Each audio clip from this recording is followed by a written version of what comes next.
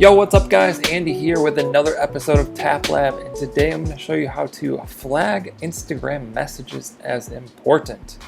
So first, let's swipe over, and then in the top right corner, we're going to go to our messages. And you can see here that I've flagged, just for an example, I've flagged a couple of these. So there's an orange mark in the top right corner of that message. And I also want to point out a few new additions or updates to this. Within this search bar, one, we can search here at the top. So that's a nice, if you have a lot of messages.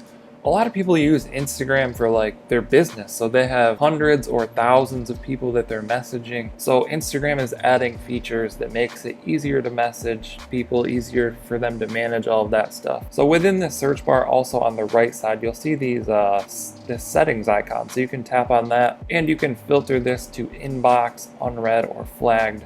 So here, like, I've only flagged a couple just for an example, but if you have important messages or important people that you always want to keep up with, you can filter it this way. Let's go to the inbox and I'll tap on one of these.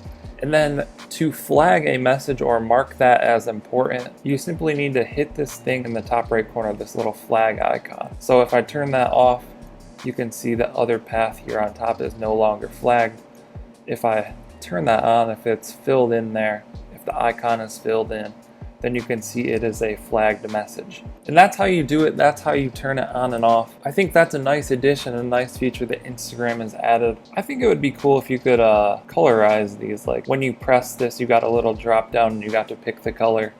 Right now, there's only orange, but maybe in the future there could be some color options, because some people are like power users, you know, they're messaging thousands of people, so maybe they need another additional way to categorize these. So maybe that's something that Instagram could add in the future. But that's all I got for this video. I hope you guys found it helpful. Be sure to drop a comment down below if you have any questions, and I'll try and answer those. Don't forget to drop a like on this video if it helped you.